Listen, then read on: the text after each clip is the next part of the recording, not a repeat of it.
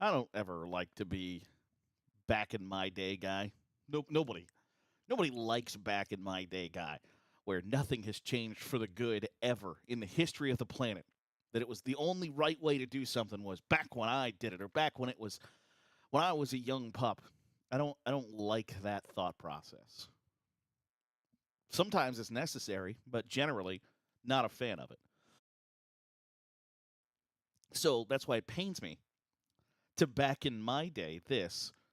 But I think there's a big chunk of people who can and would agree with the idea that National Signing Day used to be a lot bigger, a lot cooler than it is today. And it's strictly based on there are now two of them, and one of them carries a much bigger deal than the February signing day. Basically, if you are signing in February instead of December, there's almost like a stigma attached to that. Like you're three-quarters of a loser if if you don't if you don't sign in December. And it's almost even from coaches, it's almost like this idea of like, oh, well, that guy couldn't decide by December. I don't really really want like it's crazy to me how this idea of what used to be by and large the absolute norm and the only option, even after the first, I think, year that they had a early signing period, it wasn't a complete shift yet to where now signing day happens in December. And if in National Signing Day in February is reserved for like D2 players, that there are very, very, very few guys signing national letters of intent right now. And I think the timeline, like at the NFL, for, and I've made this case before on the podcast, I don't like necessarily the style of play in the NFL, but from a promotional standpoint, from public relations, from making sure that the NFL stays in the headlines 12 months out of the year, they've done a phenomenal job at that. That they have spaced out the Super Bowl and then free agency and the draft and mini camps and the trade deadline and all of those things that go with an NFL season, the schedule release. They've done a really good job of making sure that their league, their product is at the top of your mind all of the time. And college football has done, I think, kind of a really bad job at that because they put the early National Signing Day period in the same time as you are discussing the college football playoff, as the coaching carousel, as conference championships, all of those things. The NFL is reaching its stride. And oh, by the way, like Christmas is around the corner, so I don't have as much capacity to the Heisman Trophy. There's just so much stuff crammed into that time window that, like, college football today on February 7th could have absolutely dominated the headlines, the sports headlines today, because it's the Wednesday of the week of the Super Bowl. You already did opening night, you did media day, you did all of that stuff outside of like former NFL players hawking boner pills at Radio Row. There's not a whole lot happening in the sports universe. The NHL and NBA, or the NHL All-Star game was this past weekend. The Pro Bowl was this past weekend. The NBA All-Star game hasn't happened yet. Like, there's really not a whole lot going on this week outside of getting some sound bites from the Super Bowl leading up to the Super Bowl.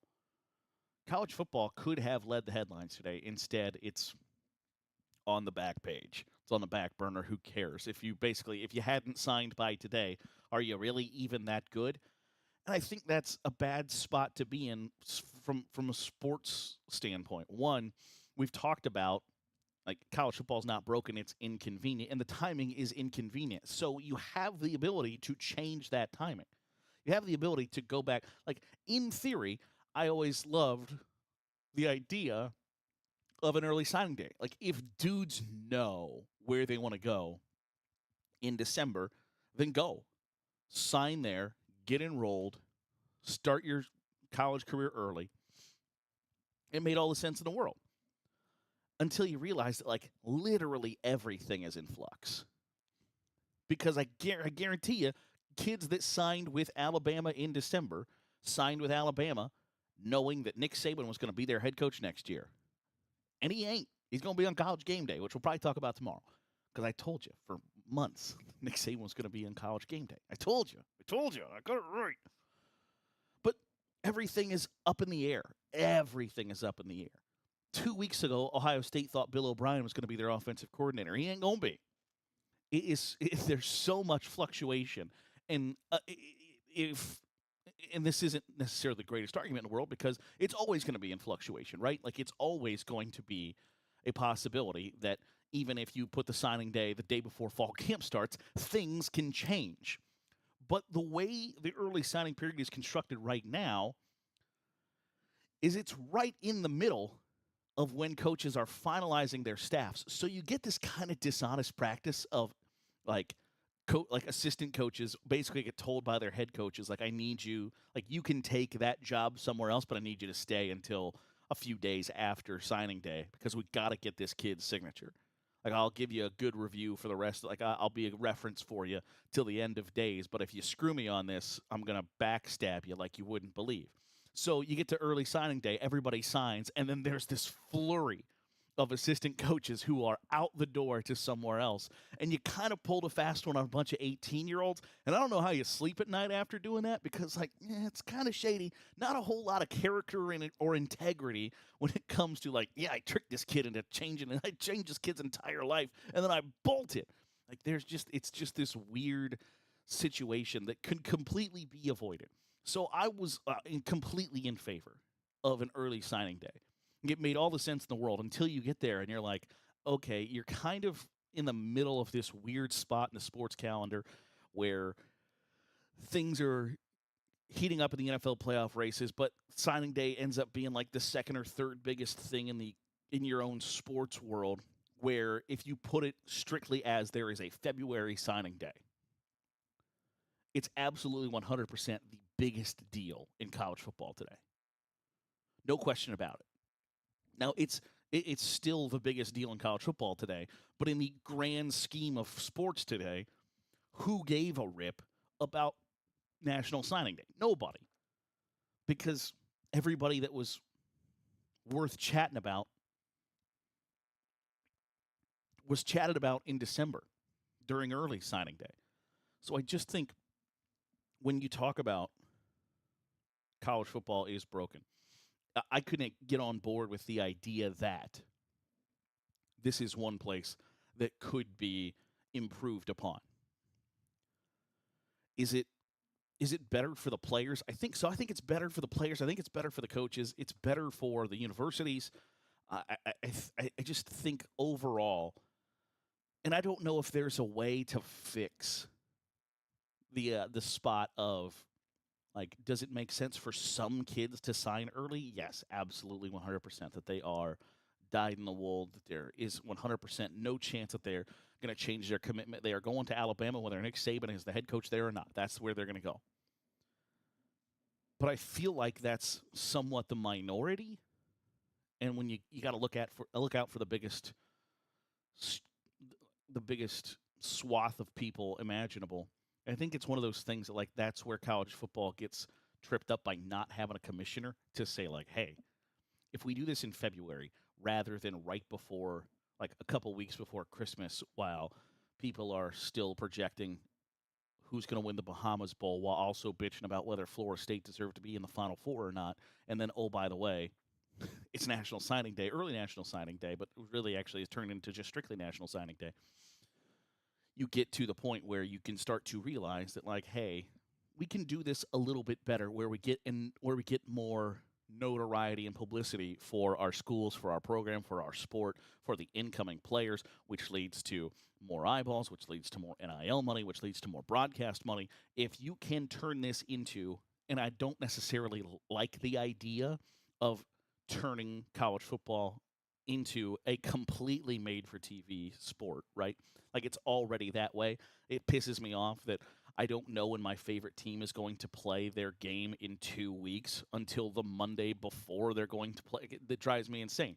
The NFL, in a couple of weeks, will set their schedule for 2024, and outside of a couple of changes, maybe a flex here or there, that's the schedule. Major League Baseball has built their schedule for the 2024 season. They built it like last September. This is when the games are, and guess what? If you want to broadcast at ESPN, great. You want to broadcast at TBS, great. You can.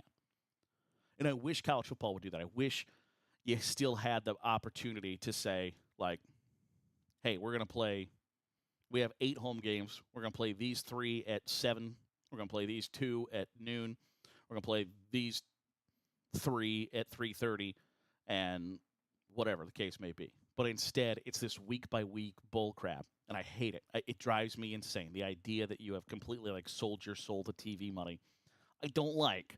It's the same, like, I'm a big NASCAR fan. NASCAR is now strictly a made-for-TV sport, that when you start introducing things and introducing rules to make the TV product better, you're not a sport anymore. You're a television show. And I don't want college football to be necessarily a television show, but I would like it to be a reality show that is shown on television.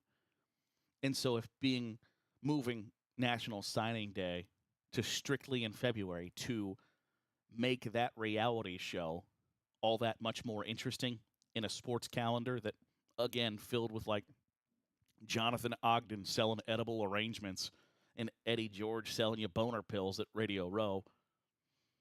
There's just not a whole lot going on this week in the sports world. National Signing Day could have dominated today, and instead it was just your run-of-the-mill day, oh, by the way, in December. I think college football can turn that into a really big deal where maybe some teams, some fan bases haven't thought a whole lot about their college football teams in the past 3 weeks or so, outside of the national championship game, outside of Kalen DeBoer going to Alabama. There hasn't been a whole lot of college football topics to cover. Aside from Jim Harbaugh going to the Chargers, there's just hasn't been a whole lot in the headlines. Now, that's a good thing. There's, nobody getting arrested for domestic violence or a DUI or drug charges or anything like that. But at the same time, you can still turn your on-the-field product into a 12-month-a-year thing. And they just got to figure it out. And I think it starts with having signing day strictly in February. So I don't want to be back in my day. It was a big deal, but it was a big deal. And today it's just basically another day on the college football calendar. I think it deserves more than that. That'll do it for today's episode of the Daily Huddle. Appreciate you making us a part of your day, however it is, wherever it is you're doing so. Certainly do appreciate it. Back at it tomorrow. If you're watching here on YouTube, hit the subscribe button. Make sure you're getting all that great college football content that we're pumping out here on Saturday Glory. And if you are listening on the podcast, drop a 5-star review. It goes a long way in helping out the channel. Like I said, back at it tomorrow right here with the Daily Huddle on Saturday Glory.